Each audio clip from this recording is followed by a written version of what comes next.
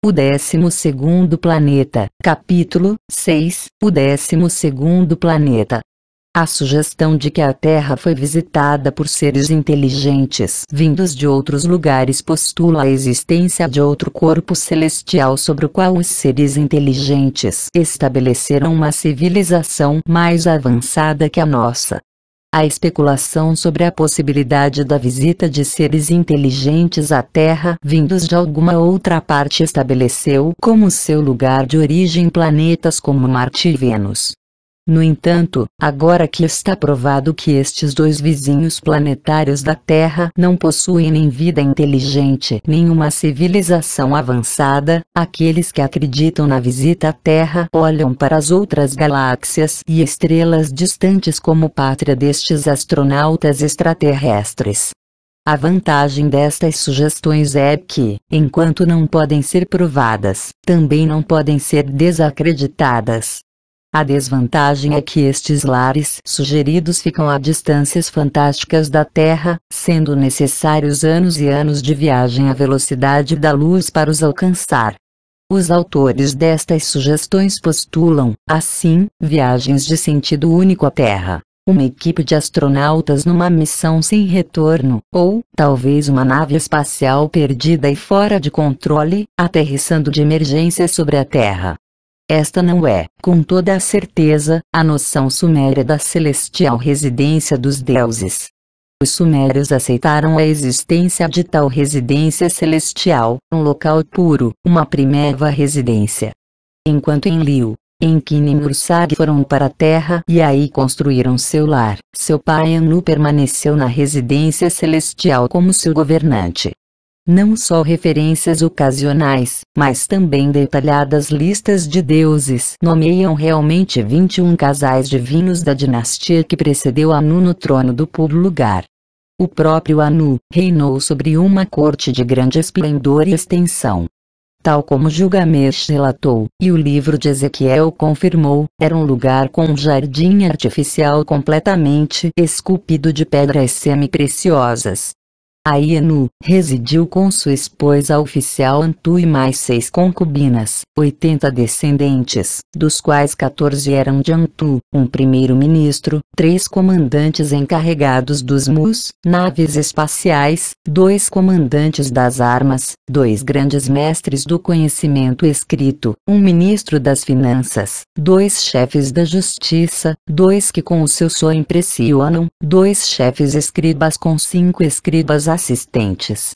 Os textos mesopotâmicos referem constantemente à magnificência do domicílio de Anu, os deuses e as armas que guardavam seu portão. O conto de Adapa relata também que o deus Enki, tendo fornecido a Adapa um Shen, fê-lo tomar a estrada para o céu, e para o céu ele subiu. Quando ele ascendera ao céu, aproximou-se do portão de Anu. Tammuz e Gizida montavam guarda ao portão de Anu.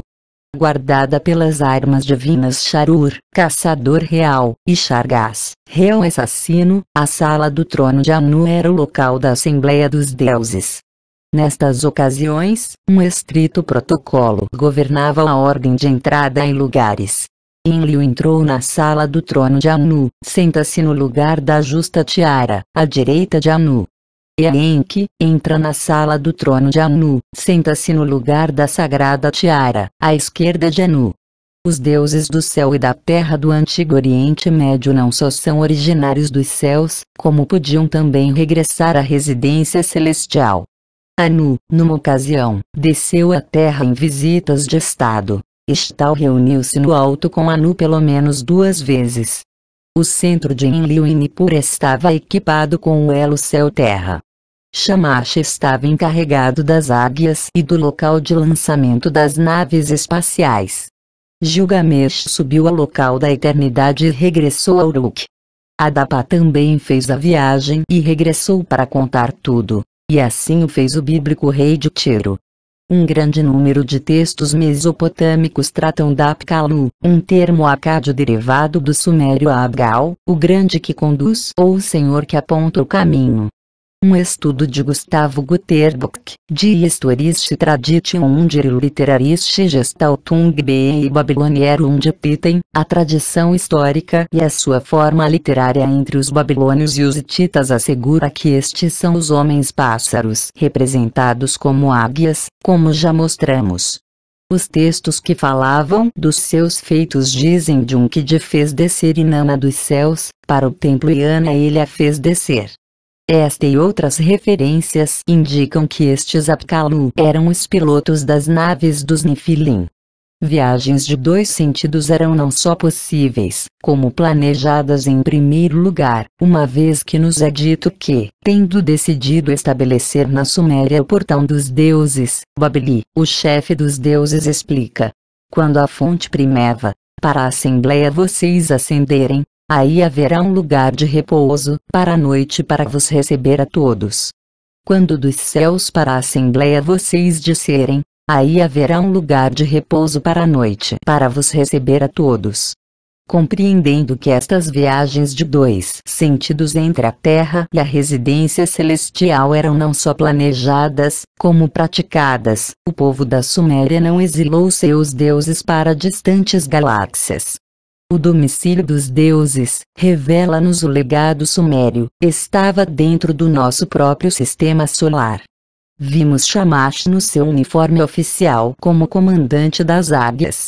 Em cada um de seus pulsos ele usa um objeto que lembra um relógio, mantido em posição por fivelas de metal. Outras descrições das águias revelam que todos os importantes usavam tais objetos. Se eram eles puramente decorativos, ou se serviriam para algum útil fim, não sabemos. Mas todos os acadêmicos estão de acordo que os objetos representam rosáceas, um aglomerado circular de pétalas irradiando de um ponto central. A rosácea era o símbolo decorativo mais comum de templos em todas as terras antigas, predominantemente na Mesopotâmia, a Ásia Ocidental, Anatólia, Chipre, Creta e Grécia. É opinião geralmente aceita que a rosácea como símbolo de templo era uma expansão ou estilização de um fenômeno celestial, um sol rodeado por seus satélites. O fato de os antigos astronautas usarem este símbolo em seus pulsos dá ainda mais credibilidade a esta opinião. Uma representação assíria do portão de Anu na celestial residência confirma a antiga familiaridade com um sistema celestial análogo ao do nosso Sol e seus satélites. O portão de Anu na celestial residência é flanqueado por duas águias, indicando que eram necessários seus serviços para atingir tal local. O globo alado, o supremo emblema divino, assinala o portão. Ele é ladeado ainda pelos símbolos divinos do número 7 e do crescente lunar representando, acrescentamos nós, Anu ladeado por Enlil e Enki. Onde estão os corpos celestiais representados por estes símbolos? Onde está a residência celestial? O artista antigo responde com mais uma representação, desta vez de uma grande deidade celestial lançando seus raios para 11 corpos celestes menores que a circundam. Um Sol em cuja órbita gravitam 11 planetas. A reprodução de outras descrições em selos cilíndricos como este, em exposição no Museu do Antigo Oriente Médio, em Berlim, provam facilmente que esta não foi uma representação isolada.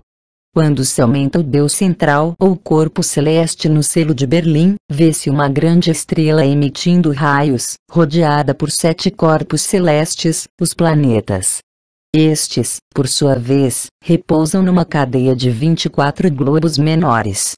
Tratar-se-á apenas de uma coincidência que o número de todas as luas ou satélites dos planetas de nosso sistema solar, os astrônomos excluem aqueles com 16 quilômetros ou menos de diâmetro, seja também exatamente 24. Agora, claro, há uma boa razão para reivindicar que estas representações, um Sol com 11 planetas, reproduzem o nosso sistema solar, uma vez que os estudiosos nos dizem que o sistema planetário, do qual a Terra faz parte, compreende o Sol, a Terra e a Lua, Mercúrio, Vênus, Marte, Júpiter, Saturno, Urano, Netuno e Plutão. Isto perfaz a quantidade de um Sol e apenas 10 planetas, se contarmos a Lua também como planeta. Mas não é isso que os sumérios dizem. Eles afirmam que nosso sistema é constituído pelo Sol e mais 11 planetas, contando a Lua, e defendem firmemente a opinião de que, para além dos planetas hoje conhecidos, existiu um 12º membro do Sistema Solar, o planeta pátria dos Nefilim. A este chamaremos 12º planeta. Antes de verificarmos a exatidão das informações sumérias, passemos em revista a história do nosso próprio conhecimento da Terra e dos céus que a circundam. Sabemos hoje que, para além dos gigantescos planetas Júpiter e Saturno, há distâncias insignificantes em termos de universo, mas imensas à dimensão humana, mais 2 grandes planetas, Urano e Netuno, e um terceiro pequeno, Plutão, pertencem a nosso sistema solar. Mas este conhecimento é bastante recente. Urano foi descoberto por meio do uso de telescópios aperfeiçoados em 1781. Depois de o observarem durante cerca de 50 anos, alguns astrônomos chegaram à conclusão de que sua órbita revelava a influência de outro planeta ainda. Guiado por estes cálculos matemáticos, o planeta desaparecido, chamado Netuno, foi detectado pelos astrônomos em 1846. Depois, por volta do fim do século XIX, tornou-se evidente que mesmo Netuno estava sujeito a uma atração gravitacional. Haveria então outro planeta em nosso sistema solar. O quebra-cabeça foi solucionado em 1930 com a observação e localização de Plutão. Até 1780 e durante séculos antes desta data, acreditou-se que havia 7 membros do nosso sistema solar: Sol, Lua, Mercúrio, Vênus, Marte, Júpiter e Saturno. Nosso planeta não era contado como tal, uma vez que se acreditava que outros corpos celestes circundavam a Terra, o mais importante corpo celestial criado por Deus sobre o qual vivia a mais importante criação de Deus, o homem. Nossos manuais dão geralmente a Nicolau Copérnico o crédito de ter descoberto que a Terra é apenas um dos vários planetas num sistema heliocêntrico, centrado no Sol. Temendo a ira da Igreja Católica por contestar a posição central da Terra, Copérnico publicou seu estudo, De Revolutionibus Orbium Coelestium, das revoluções dos mundos celestes, apenas quando se encontrava já no seu leito de morte em 1543. Levado a examinar as pistas legadas por seculares conceitos astronômicos primeiramente pelas necessidades navegatórias da Idade das Descobertas e pelas descobertas de Colombo, 1492, Magalhães, 1520, e outros, de que a Terra não era plana, mas esférica, Copérnico baseou-se em cálculos matemáticos e procurou as respostas em antigos textos.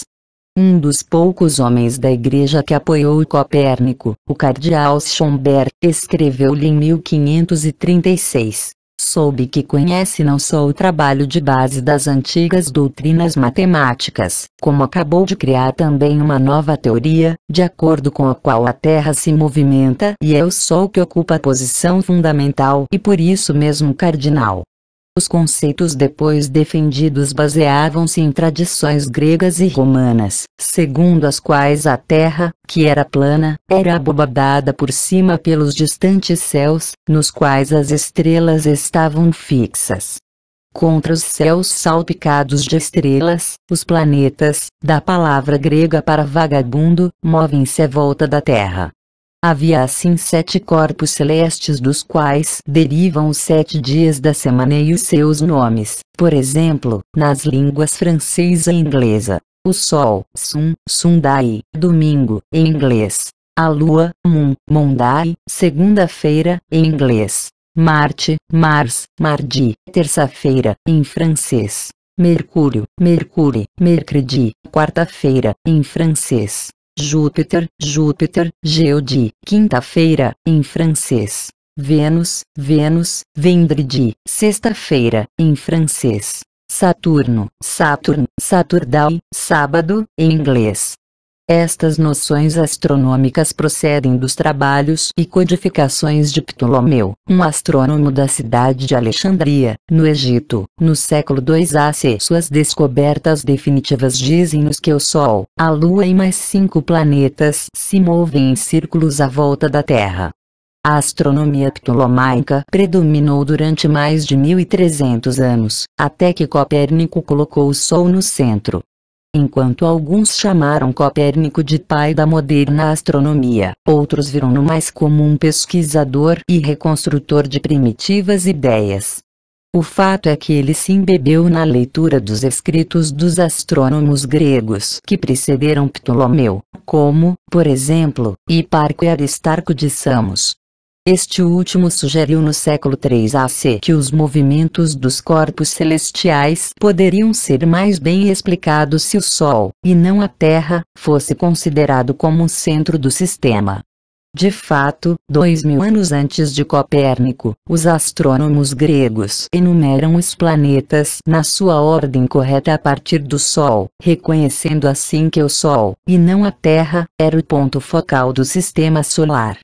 O conceito heliocêntrico só foi redescoberto por Copérnico, e, o mais interessante, os astrônomos sabiam mais no ano 500 AC do que nos anos 500 e 1500 DC. De fato, os eruditos encontram hoje dificuldades para explicar como é que, primeiro, os antigos gregos e, depois, os romanos puderam considerar a Terra como plana, erguida de um leito de tenebrosas águas sob as quais ficava o Hades, ou inferno, quando algumas das provas deixadas pelos astrônomos gregos dos primórdios indicam que eles pensavam de modo diferente. Hiparco, que viveu na Ásia Menor no século II AC, discutiu o deslocamento do signo solsticial e equinocial, o fenômeno agora chamado precessão dos equinócios. Mas o fenômeno pode ser explicado apenas em termos de uma astronomia esférica, na qual a Terra está rodeada por outros corpos celestiais como uma esfera dentro de um universo esférico. Saberia Hiparco que a Terra era um globo e terá ele feito seus cálculos em termos de uma astronomia esférica. Igualmente importante, oferece-se ainda outra questão. O fenômeno da precessão podia ser observado relacionando a chegada da primavera com a posição solar, tal como se fosse vista da Terra, em dada constelação zodiacal. Mas a passagem de uma casa zodiacal para outra requer 2160 anos. Hiparco não pode ter vivido o suficiente para fazer aquela observação astronômica. Então, de onde obteve ele essa informação? Eudóxio de Cnido, outro matemático e astrônomo grego que viveu na Ásia Menor 2 séculos antes de Hiparco, desenha uma esfera celestial, da qual uma das cópias foi colocada em Roma numa estátua de Atlas segurando o mundo em seus ombros. Os desenhos na esfera representam as constelações zodiacais.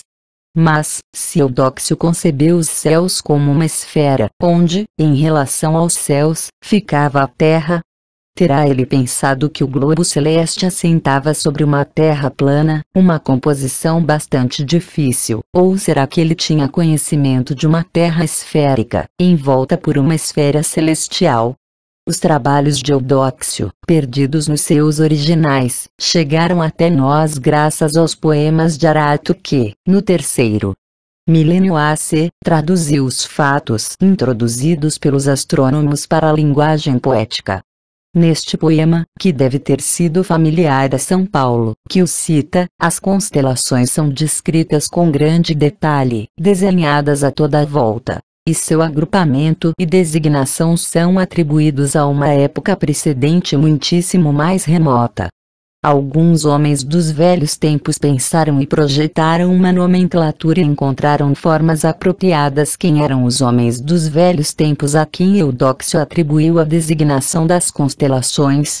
Baseados em certas pistas do poema, os astrônomos modernos acreditam que os versos gregos descrevem os céus tal como eram observados na Mesopotâmia por volta do ano 2200 AC. O fato de tanto Hiparco como Eudóxio terem vivido na Ásia Menor levanta a possibilidade de eles terem retirado seu conhecimento das fontes hititas.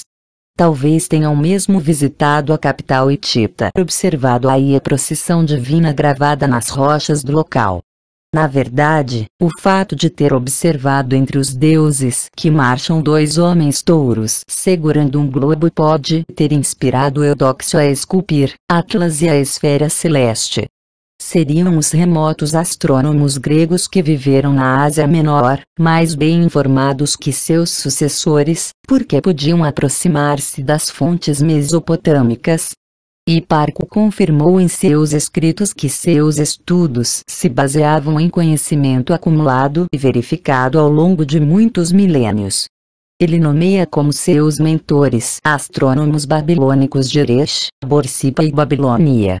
Geminos de Rhodes designa os caldeus os antigos babilônicos, como os descobridores dos movimentos exatos da Lua. O historiador Diodoro Sículo, escrevendo no século I a.C., confirmou a exatidão da astronomia mesopotâmica. Ele afirma que os caldeus deram nome aos planetas. No centro do seu sistema estava o Sol, a maior luz, da qual os planetas descendiam, refletindo o brilho e a posição do Sol. A fonte reconhecida da sabedoria astronômica grega era, então, a Caldeia. Invariavelmente, estes remotos caldeus possuíam um mais extenso e apurado conhecimento do que o dos povos que o seguiram. Durante gerações ao longo do mundo antigo, o nome caldeu foi sinônimo de contemplador de estrelas, astrônomo. Abraão, originário da cidade de Ur dos Caldeus, foi instalado por Deus para contemplar as estrelas quando as futuras gerações hebraicas fossem discutidas. De fato, o Antigo Testamento estava repleto de informações astronômicas. José compara-se aos seus irmãos a 12 corpos celestes, e o patriarca Jó abençoa seus 12 descendentes associando-os com as 12 constelações do zodíaco. Os Salmos e o livro de Jó referem-se repetidamente a fenômenos celestes, às constelações zodiacais e a outros grupos de estrelas, tal como as Pleiades. O conhecimento do zodíaco, a divisão científica dos céus e outras informações astronômicas eram, pois, comuns no Antigo Oriente Médio muito antes dos dias da Grécia Antiga. O alcance da astronomia mesopotâmica no qual os antigos astrônomos gregos se basearam deve ter sido vasto, porque só o que os arqueólogos encontraram forma uma avalanche de textos, inscrições, impressões de selos, relevos, esboços, listas de corpos celestes, presságios, calendários, tabuas das horas do nascer e pôr do sol e dos planetas e previsões de eclipses. Muitos destes textos mais tardios eram por natureza mais astrológicos que astronômicos. Os céus e os movimentos dos corpos celestes parecem ter sido uma preocupação essencial dos poderosos reis, sacerdotes do templo e povos da terra, em geral. A contemplação de estrelas, ao que parece, deve ter tido como objetivo a descoberta nos céus de uma resposta para o curso dos acontecimentos na Terra, guerra, paz, abundância e fome. Compilando e analisando centenas de textos do primeiro milênio A.C., R.C. Thompson, The Reports of the Magicians and Astrologers of Nineveh and Babylon, os relatos dos mágicos e astrólogos de Nínive e Babilônia foi capaz de demonstrar que estes contempladores de estrelas estavam preocupados com os destinos da terra, dos seus povos e dos seus governantes, de um ponto de vista nacional, e não com os destinos individuais, ao contrário da astrologia horoscópica atual. Quando a Lua no seu tempo previsto não for vista, haverá uma invasão de uma poderosa cidade. Quando um cometa atinge a órbita do Sol, a inundação do solo será diminuída. Por 2 vezes aconteceram tumultos. Quando Júpiter acertar com Vênus, as orações da Terra chegarão aos corações dos deuses. Se o Sol permanece na estação da Lua, o Rei da Terra estará seguro em seu trono. Até esta astrologia requer um conhecimento astronômico integrado e apurado, sem o qual nenhum presságio era possível.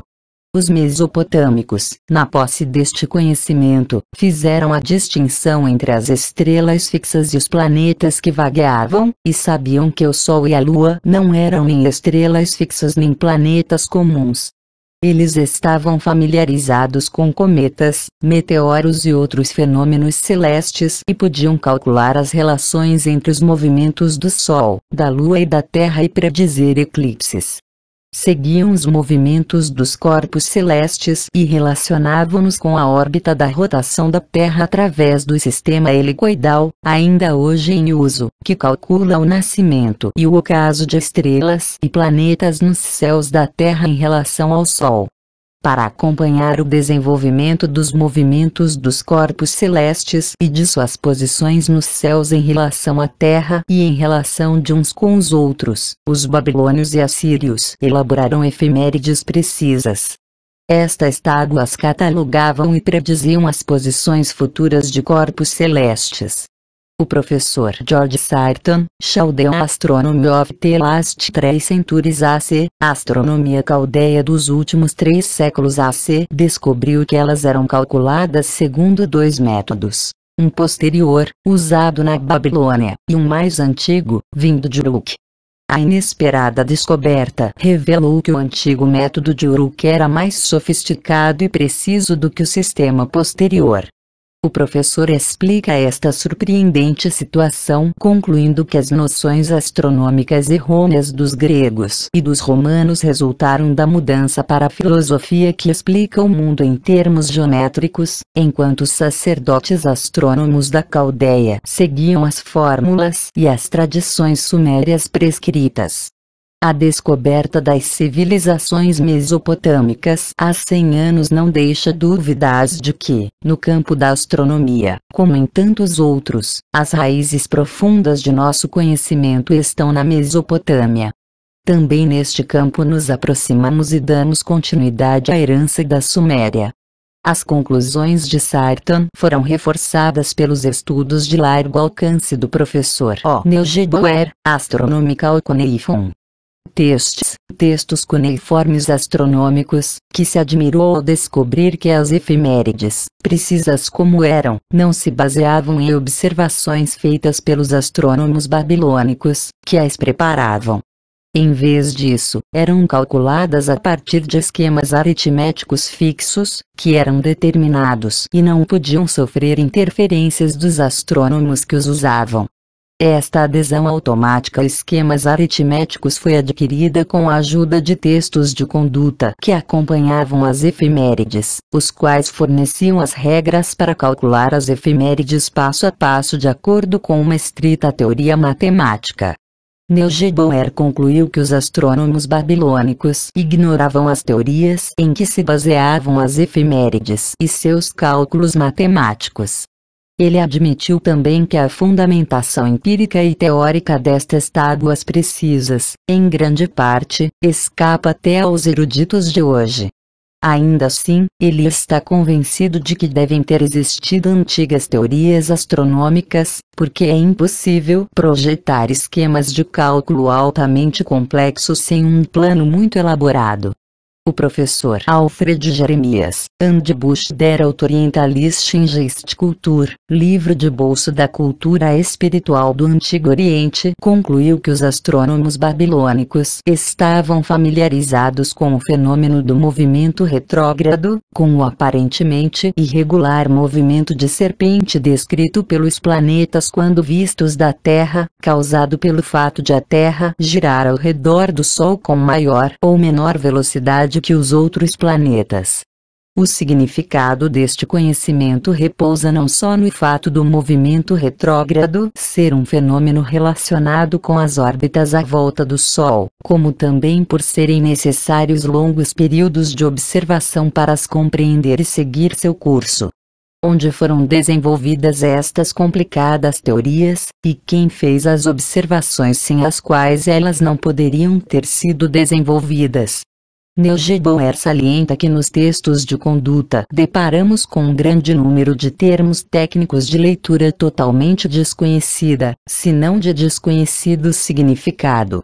Alguém muito anteriormente aos babilônios possuía o conhecimento astronômico e matemático muito superior ao da posterior cultura da Babilônia, Assíria, Egito, Grécia e Roma.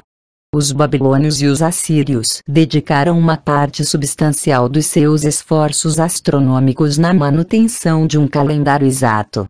Tal como o calendário judaico até hoje, era um calendário solar-lunar correlacionando, intercalando, o ano solar de pouco mais de 365 dias com lunar de pouco menos de 30 dias. Enquanto se impunha um calendário para os negócios e outras necessidades mundanas, sua precisão era requerida primordialmente para determinar o exato momento e dia do ano novo e outras festas e adoração dos deuses.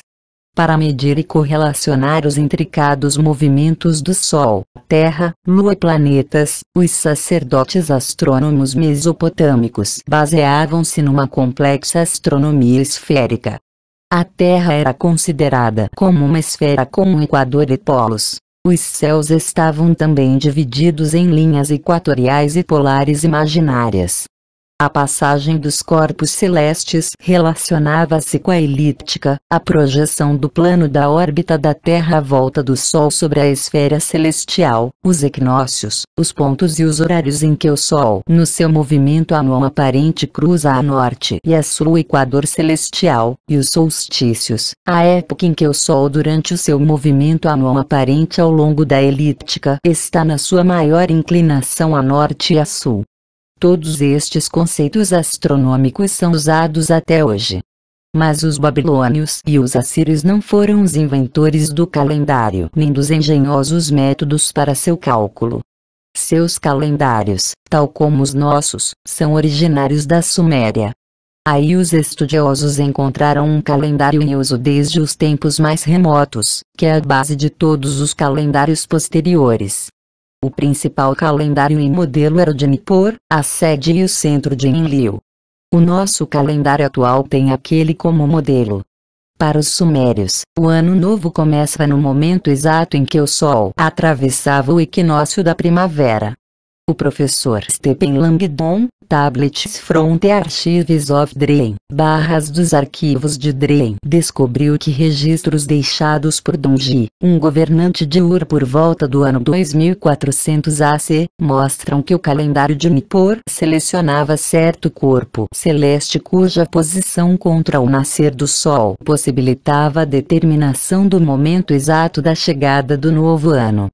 Isto, concluiu ele, era feito talvez 2000 anos antes da era de Dungi, ou seja, cerca do ano 4400 AC. É possível que os sumérios, sem os instrumentos atuais, tenham, ainda assim, tido sofisticado conhecimento astronômico e matemático requerido por uma astronomia e geometria esféricas. De fato, tal como nos mostra sua língua, tiveram-no. Eles possuíam um termo, Dub, que significava, em astronomia, a circunferência do mundo de 360, em relação à qual falavam da curvatura ao arco dos céus. Para seus cálculos astronômicos e matemáticos desenharam o Anur, um horizonte celeste imaginário contra o qual podiam calcular o nascimento e o caso dos corpos celestes. Perpendicularmente a este horizonte colocaram uma linha vertical imaginária, a Nubusarda. Com sua ajuda, obtiveram o ponto de zênite e chamaram-lhe Anta.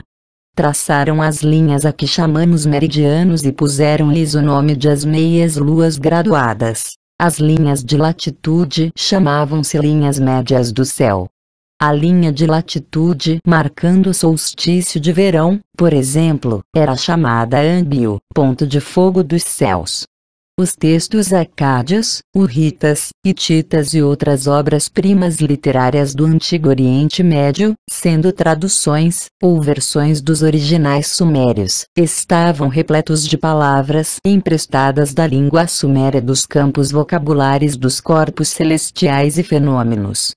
Os estudiosos babilônicos e assírios que redigiram listas de estrelas e assentaram cálculos dos movimentos planetários fizeram frequentes notas nos originais sumérios em barras, indicando que se tratava de cópias ou traduções.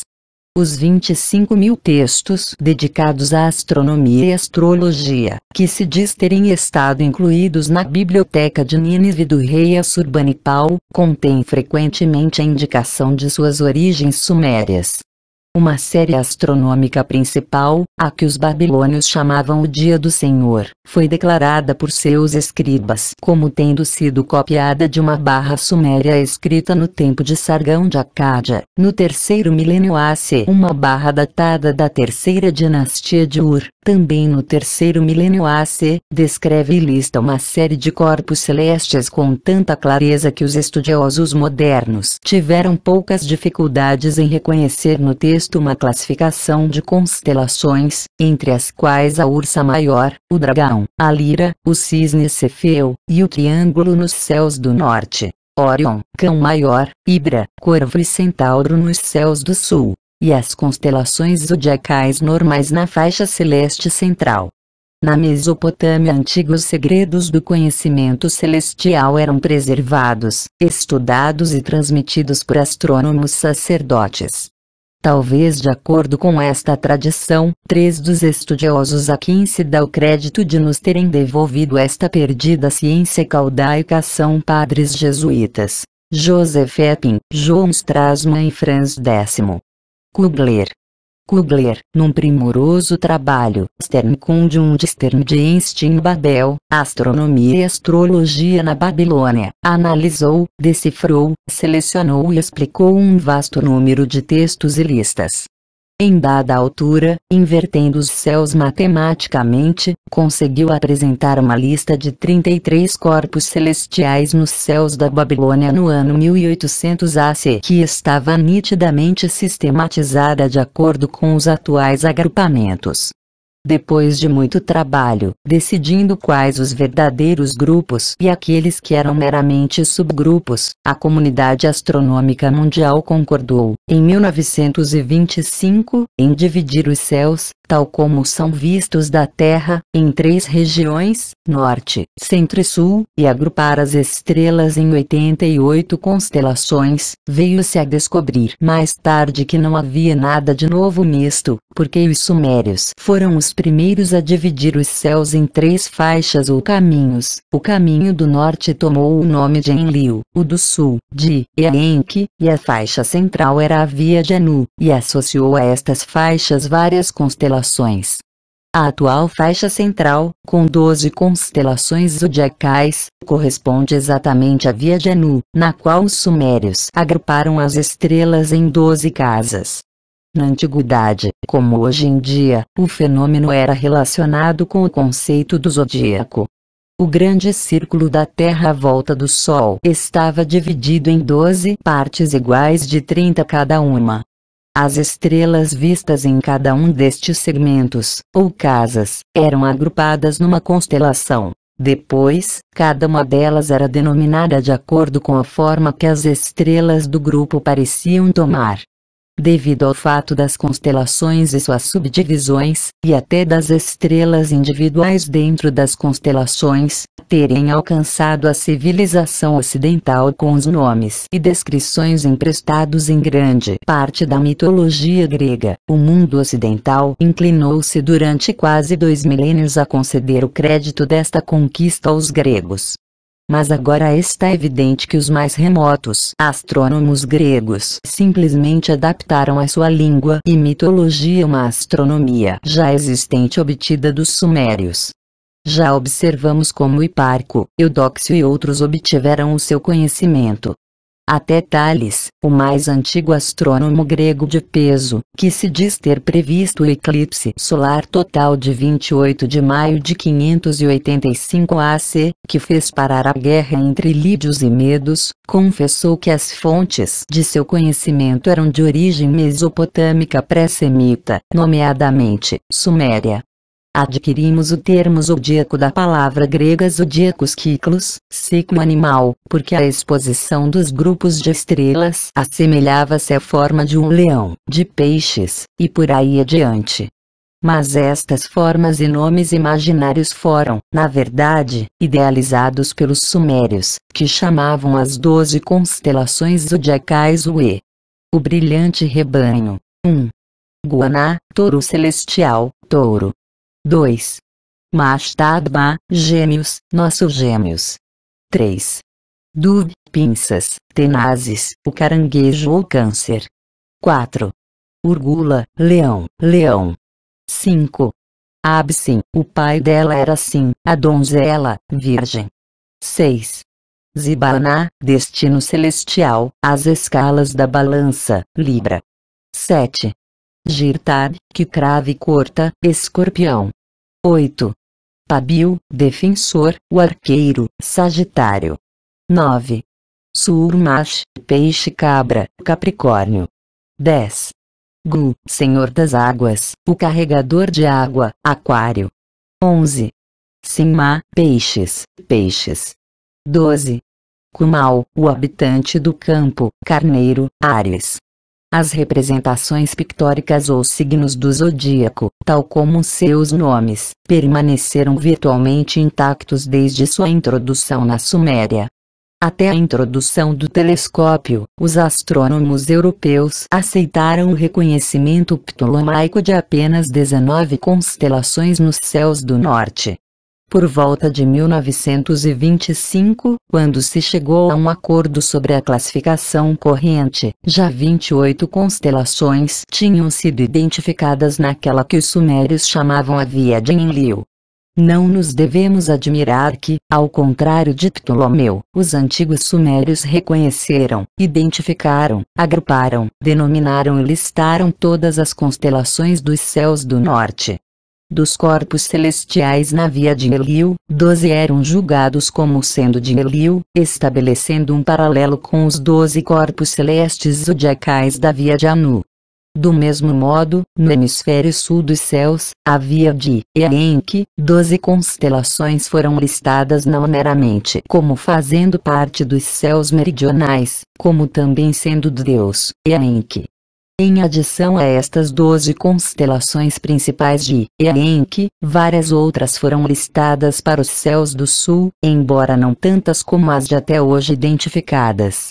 A Via de Enki pôs sérios problemas aos assiriologistas que empreenderam a imensa tarefa de desenredar o antigo conhecimento astronômico não apenas em termos de conhecimento moderno, mas também baseados no aspecto dos céus de séculos e milênios atrás.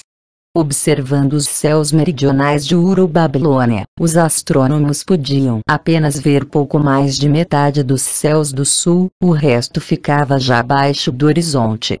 Ainda assim, se corretamente identificadas, algumas das constelações da Via de Enki ficam bem abaixo do horizonte. Mas surgiu um problema ainda mais grave. Se, tal como consideraram os estudiosos, os mesopotâmios acreditaram, tal como os gregos em tempos posteriores, que a Terra era uma massa de terra seca pousada sobre uma caótica escuridão de um mundo inferior, o Hades grego, um disco chato sobre o qual os céus se arqueavam em semicírculo, então, não deveria haver nenhum céu do sul. Limitados à pressuposição de que os mesopotâmios estavam obrigados a um conceito de terra plana, os eruditos modernos não podiam permitir que suas conclusões os levassem muito mais abaixo do que a linha equatorial dividindo norte e sul. A evidência, no entanto, mostra que as 3 vias sumérias englobavam os céus inteiros de uma terra esférica e, claro, não plana. Em 1900, T.G. Pinches relatou à Real Sociedade Asiática que conseguira reunir e reconstruir um astrolábio mesopotâmico completo, literalmente, um tomador de estrelas. Ele apresentou um disco circular, dividido como uma pizza em 12 segmentos e 3 anéis concêntricos, resultando num campo de 36 frações. Todo o desenho tinha a aparência de uma rosácea de 12 folhas, cada uma das quais com o nome de um mês aí escrito. Pinches numerou-as então de 1 a 12, por conveniência, começando com Nisano, o primeiro mês do calendário mesopotâmico. Cada uma das 36 frações contém também um nome com um pequeno círculo embaixo, significando que se tratava do nome de um corpo celeste. Desde então, esses nomes têm sido encontrados em muitos textos e listas de estrelas e são indubitavelmente os nomes de constelações, estrelas ou planetas. Cada um dos 36 segmentos tinha também um número escrito sob o nome do corpo celeste. No anel mais interior, os números vão de 30 a 60. No anel central, de 60, escrito como 1, a 120, este 2 no sistema sexagesimal significava 2x60 igual 120, e no anel exterior, de 120 a 240. Que representavam estes números? Escrevendo quase 50 anos depois da apresentação de Pinches, o astrônomo e assiriologista O. Neil G. Bauer, A History of Ancient Astronomy, Problems and Methods, uma história da antiga astronomia, problemas e métodos, só pode dizer que todo texto constitui uma espécie qualquer de mapa celestial esquemático. Em cada um dos 36 campos encontramos o nome de uma constelação e números simples cujo significado não está ainda hoje claro. Um importante perito no assunto, B. L. van der Waerden, Babylonian Astronomy, The 36 Stars, Astronomia Babilônica, as 36 estrelas, refletindo sobre a clara ascensão e queda dos números em alguns ritmos, pode apenas sugerir que os números têm algo a ver com a duração da luz diurna. O quebra-cabeça, acreditamos, só pode ser resolvido se nos afastarmos da ideia de que os mesopotâmios acreditaram numa terra plana e se reconhecermos que seu conhecimento astronômico era tão bom como o nosso, não porque eles tivessem melhores instrumentos que nós, mas porque sua fonte de informação eram os Nefilim. Sugerimos que os números enigmáticos representam graus do arco celestial, tendo o Polo Norte como ponto de partida, e que o astrolábio era um planisfério, a representação de uma esfera sobre a superfície plana. Enquanto os números aumentam e diminuem, aqueles que estão nos segmentos opostos à via de Helio, tal como Nisano, 50, Tashritu 40, somam 90. Todos os da via de Anu somam 180. E os da via de Enki somam 360, tal como Nisano, 200, Tashritu, 160. Estas figuras são demasiado familiares para serem mal interpretadas. Representam segmentos de uma circunferência esférica completa. 1/4, 90, metade, 180, ou o círculo completo, 360. Os números dados para a via de Enlil estão emparelhados de modo a mostrar que este segmento sumério dos céus setentrionais se expande ao longo de 60 desde o Polo Norte, fazendo fronteira com a via de Anu a 30 abaixo do Equador. Depois, mais para sul, ainda mais longe do Polo Norte, fica a via de Enki, aquela parte da Terra e do globo celeste situada entre 30 sul e o Polo Sul. Os números nos segmentos da via de Enki perfazem 180 em Adaru, fevereiro-março, e Ululu, agosto-setembro. O único ponto que está a 180 de distância do Polo Norte é o Polo Sul, quer se dirija para o sul pelo leste ou pelo oeste.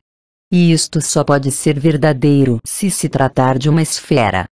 A precessão é o fenômeno causado pela oscilação do eixo norte-sul da Terra, fazendo com que o Polo Norte, aquele que indica a estrela do norte, e o Polo Sul descrevam um grande círculo nos céus.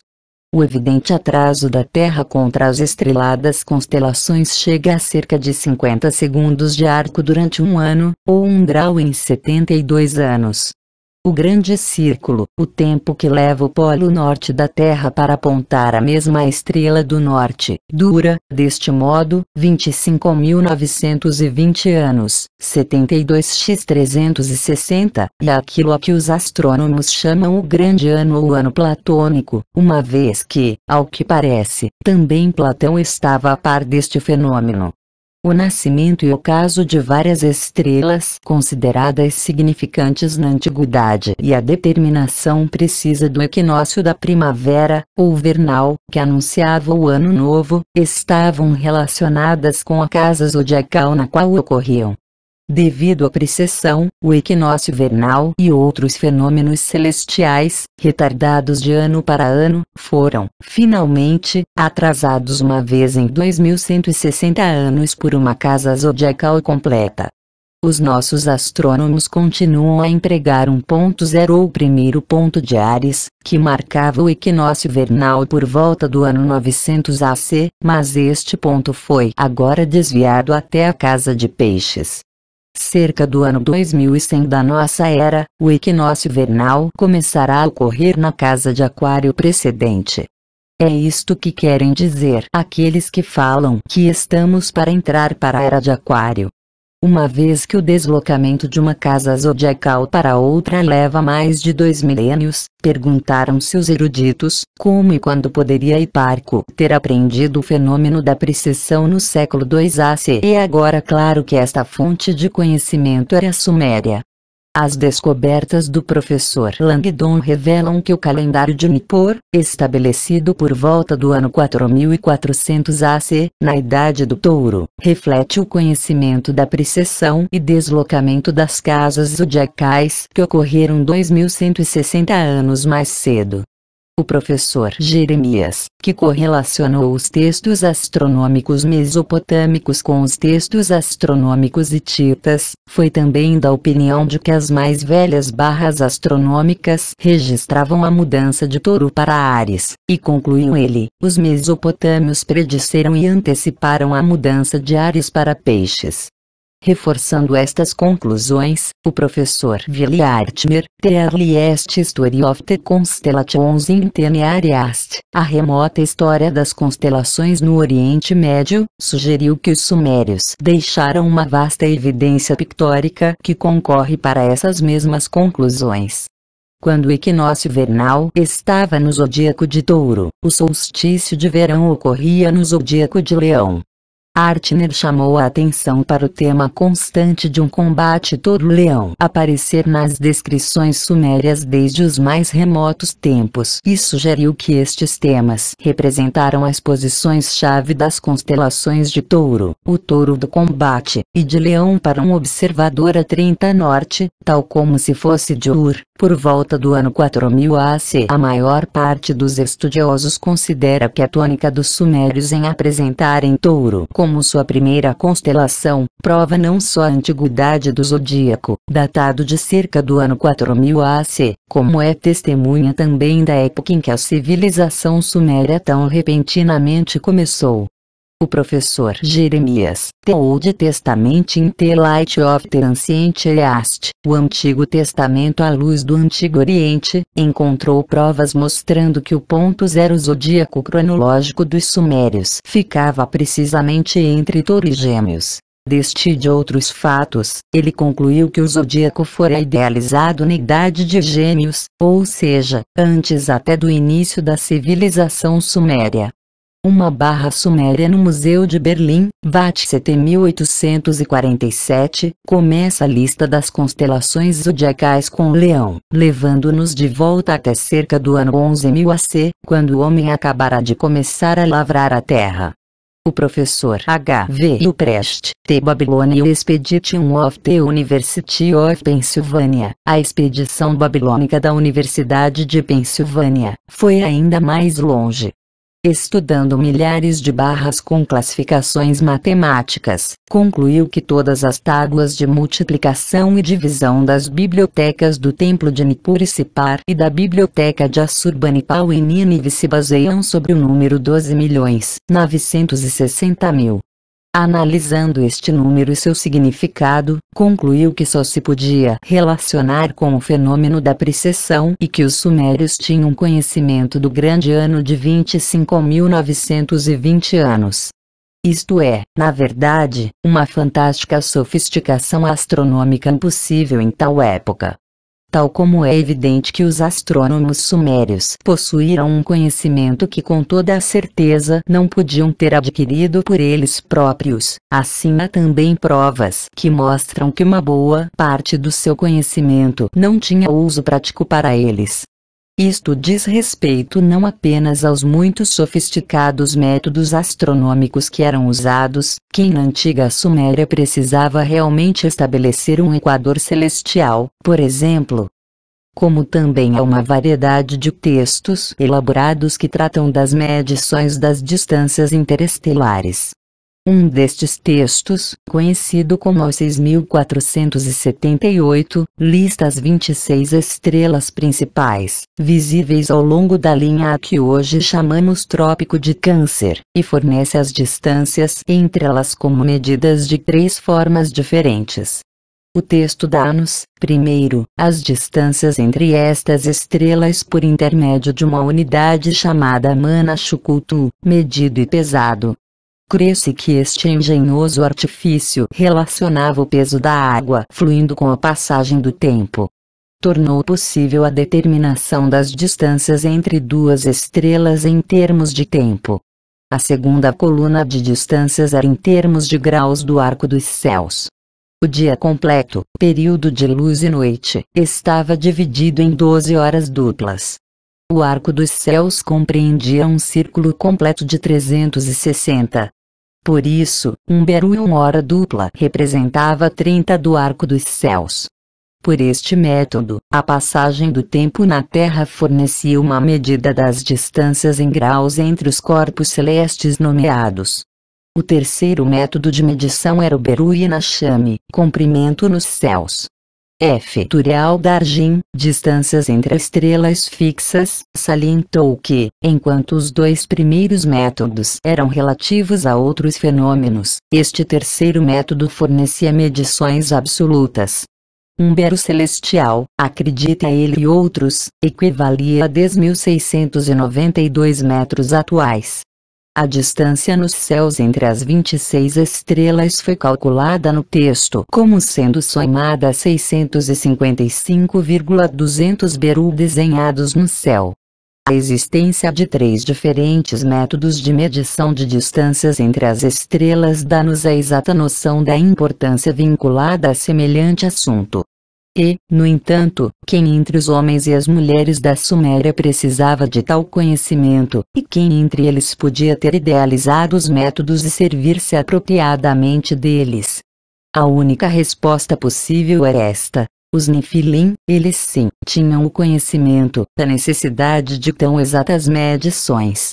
Capazes de viajar no espaço, chegando à Terra vindos de outro planeta, deambulando pelos céus da Terra, eles eram os únicos que podiam possuir, e possuíam, à época da alvorada da civilização humana, o conhecimento astronômico que requeria milênios para se desenvolver. Os métodos sofisticados, a matemática e os conceitos de uma avançada astronomia, a necessidade de ensinar os escribas humanos a copiar e registrar, meticulosamente, tábua após tábua, as distâncias nos céus, a ordem de estrelas e grupos de estrelas, os helicoidais nascimentos e ocasos, pôr do sol, um complexo calendário Sol e Terra, e o restante notável conhecimento tanto do céu como da Terra. Contra este painel de fundo, ainda poderemos julgar que os astrônomos mesopotâmicos, guiados pelos Nefilim, não tinham consciência dos planetas para além de Saturno, não sabiam de Urano, Netuno e Plutão. Seu conhecimento da própria família da Terra, o sistema solar, seria menos completo do que o das longínquas estrelas, de sua ordem e de suas distâncias. As informações astronômicas dos tempos antigos contidas em centenas de textos detalhados inventariam corpos celestes, nitidamente arranjados por sua ordem celestial, ou pelos deuses, com meses, terras, ou constelações às quais estavam associados. Um destes textos, analisado por Ernst F. Wegener, Handbuch der babylonischen Astronomie e livro de bolso da astronomia babilônica, é chamado a Grande Lista de Estrelas. Nele estão inventariadas em 5 colunas dezenas de corpos celestes relacionados uns com os outros, com os meses, regiões e deidades. Outro texto lista corretamente as principais estrelas das constelações zodiacais. um texto indexado com a referência BM 86378 sistematizava, em sua parte intacta, 71 corpos celestes por sua localização nos céus, e o mesmo se passa em muitos outros textos. Esforçando-se por dar um sentido a esta avalanche de textos, e especialmente em identificar corretamente os planetas de nosso sistema solar, uma série de estudiosos chegou a intrigantes resultados. Como sabemos agora, seus esforços estavam condenados ao fracasso porque consideraram, erradamente, que os sumérios e seus sucessores desconheciam que o sistema solar era heliocêntrico, que a Terra não era senão um entre vários outros planetas e que existiam mais planetas para além de Saturno. Ignorando a possibilidade de certos nomes nas listas de estrelas poderem ter sido aplicados à própria Terra, e procurando aplicar o grande número de outros nomes epítetos apenas aos 5 planetas que julgavam ser os únicos conhecidos pelos sumérios, os estudiosos chegaram a conflituosas conclusões. Alguns sugeriram até que a confusão não era deles, mas sim dos caldeus. Por alguma razão desconhecida, diziam eles, os caldeus agitaram-se à volta dos nomes dos 5 planetas conhecidos. Os sumérios referem-se a todos os corpos celestiais, planetas, estrelas ou constelações, por Mu, quem brilha nas alturas. O termo Akkad era, do mesmo modo, aplicado pelos babilônios e assírios como o termo geral para designar qualquer corpo celeste. Esta prática continuou a frustrar os estudiosos, que procuravam decodificar os antigos textos astronômicos. Mas alguns Mus, denominados Lubad, designavam claramente planetas de nosso sistema solar. Sabendo que o nome grego para os planetas era vagabundos, os eruditos leram em Lubad carneiros vagabundos, derivando de Lu. Aqueles que são guardados pelo pastor, e de Bad, alto e longínquo. Mas agora que mostramos que os sumérios tinham plena consciência da verdadeira natureza do sistema solar, os outros significados do termo Bad, os vetustos, a fundação, aquele onde está a morte, assumem uma significação direta. Estes epítetos são apropriados para o Sol e segue-se que, por Lubad, os sumérios entendiam não só carneiros vagabundos, mas também carneiros guardados pelo pastor Sol, os planetas do nosso Sol. A localização e a relação dos Lubad entre si com o Sol eram descritas em muitos textos astronômicos mesopotâmicos. Havia referências aos planetas situados acima e aos situados abaixo, e Kugler imaginou corretamente que o ponto de referência era a própria Terra. Mas, em sua maior parte, as composições dos textos astronômicos falavam dos planetas como Mumu, um termo que fez os estudiosos usarem a imaginação.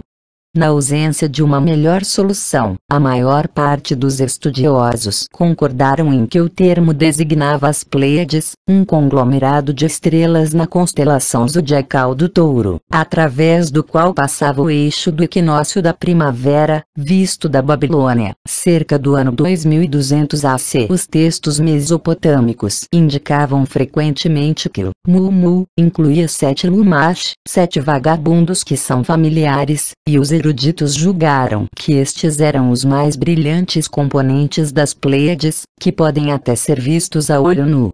O fato de que, dependendo da classificação, o grupo tem 6 ou 9 estrelas de grande magnitude, e não 7, colocou um problema. Mas ele foi posto de lado pela falta de melhores sugestões acerca do significado de Mumu. Franz Kugler, Sternkundung Ständienst in Babel, aceitou relutantemente as Pleiades como solução, mas exprimiu sua surpresa ao encontrar nos textos mesopotâmicos, sem nenhuma ambiguidade, a indicação de que Mumu incluía não só os vagabundos planetas, mas também o Sol e a Lua, o que torna impossível a aceitação da ideia das Pleiades. Ele deparou com textos que afirmam claramente que Mumu, Ushul 12 Mumu é uma faixa de 12, dos quais 10 formam um grupo distinto.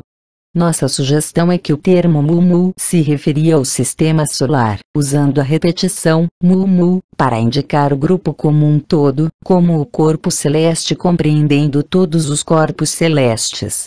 Charles Villerud, Astrologia Chaldeane. A astrologia caldeia fez a transliteração de um texto mesopotâmico, K3558, que descreve os membros do Mu ou grupo Kakabu/Kakabu. As últimas linhas do texto são explícitas. Kakabu. Kakabu. O número dos seus corpos celestes é 12. 12 as estações dos seus corpos celestes.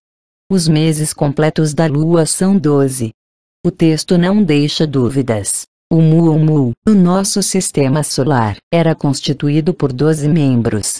Talvez que isto não devesse constituir surpresa, uma vez que o estudioso grego Diodoro, explicando as 3 vias dos caldeus e a consequente listagem de 36 corpos celestes, afirmou que desses deuses celestiais, 12 sustinham uma grande autoridade. A cada um destes, os caldeus associam um mês e um signo do zodíaco. Ernst Wegener, Der Tierkreis und die Wege am Himmel, o zodíaco e os caminhos no céu, relata que, além da Via de Anu e de suas 12 constelações zodiacais, alguns textos se referem também à Via do Sol, constituída também por 12 corpos celestes, o Sol, a Lua e outros 10. A linha 20 da assim chamada barra, te afirmava. Na par 12 Xeremexá.Lachaka.Lu-Xacinhu-Xamachina-Libitico, o que significa, ao todo, 12 membros aos quais pertencem a Lua e o Sol, onde os planetas orbitam. Podemos agora entender o significado do número 12 no mundo antigo. O grande círculo dos deuses sumérios e, depois deles, os deuses olímpicos consistiam exatamente em 12 membros.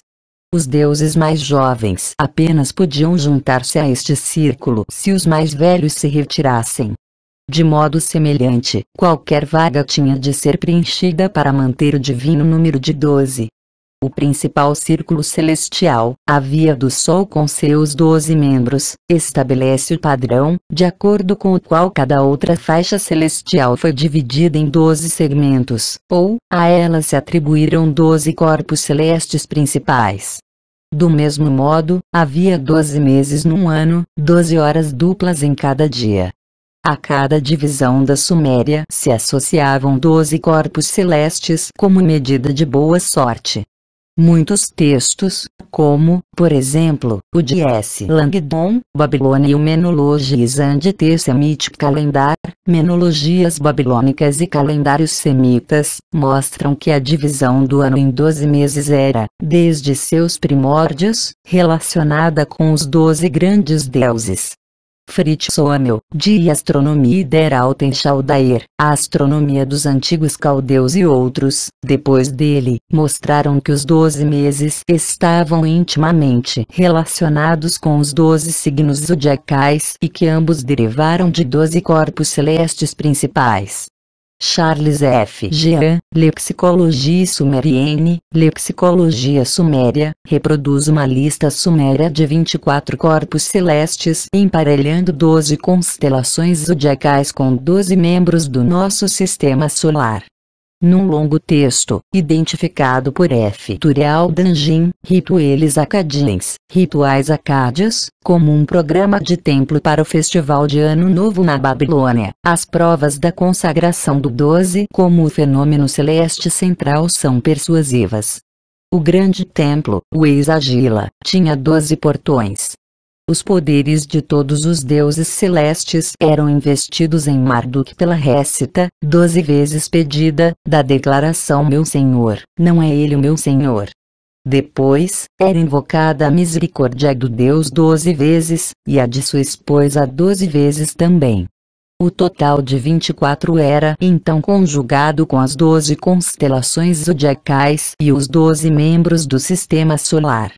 Uma pedra fronteiriça, gravada com os símbolos dos corpos celestes por um rei de Susa, descreve aqueles 24 signos, os 12 familiares signos do zodíaco e os símbolos que representam os 12 membros do sistema solar. Estes eram os 12 deuses astrais da Mesopotâmia, assim como dos povos Hurrita, Hitita, grego, e todos os outros antigos panteões.